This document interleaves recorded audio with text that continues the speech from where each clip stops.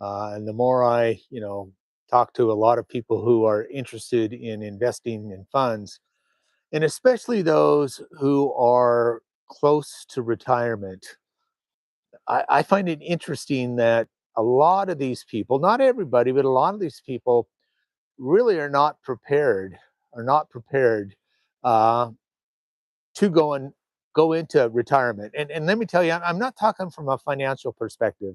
A lot of people have done a great job of preparing for the financial aspect of it. They've got money in the bank, they've got retirement accounts and things like that. Uh, but the thing I'm talking to you real specifically is the mindset that's necessary as you go into a retirement opportunity, if you will. And let me give you this case in point. I was talking with a group of people this last weekend, and one of the persons in this group is retiring from state service in about the next 2 to 3 months. And as we talked a little bit more about it, it became interesting to me that this particular person was not really sure about finances, not really sure about accounts. You know, coming from the state, you have this thing called an IAP account, which is an individual account that you put money in and the state contributes to it. It's kind of like a 401k. Uh, but this person wasn't sure of money coming out of this exactly where it was going, where they wanted it to go. It wasn't sure whether that was pre-tax or after-tax type funds, and so I just find it interesting that there's a lot of people out there, and this is a great person. I love her completely, and it's just a matter of that people oftentimes don't take the time to understand their financial situation, most specifically what kind of accounts they have and where they're going. And so, really, what all that says is just as a reminder for me when I talk about people investing in our fund. Again, our fund is a passive investing opportunity for people who want to passively invest in promissory notes secured by residential real estate.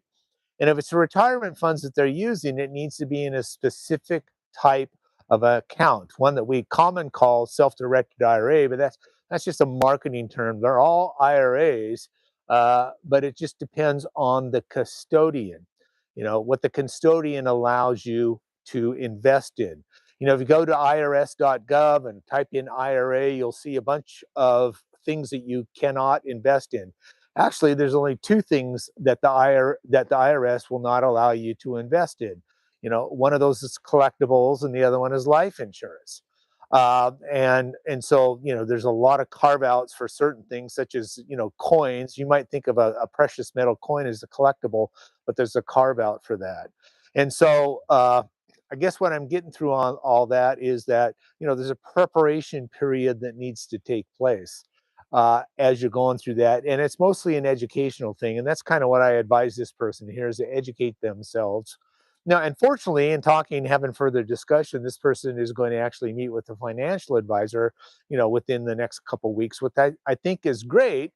The concern is I would have on that, and that's just me, it might be the right thing for this particular person, but whether they put them in some mutual funds or some ETFs, I advise if you're going to go that route, go into ETFs. This particular financial advisor is one of those with the big box stores on Wall Street that's going to limit what this person can invest in. And maybe in this situation, that's a good thing.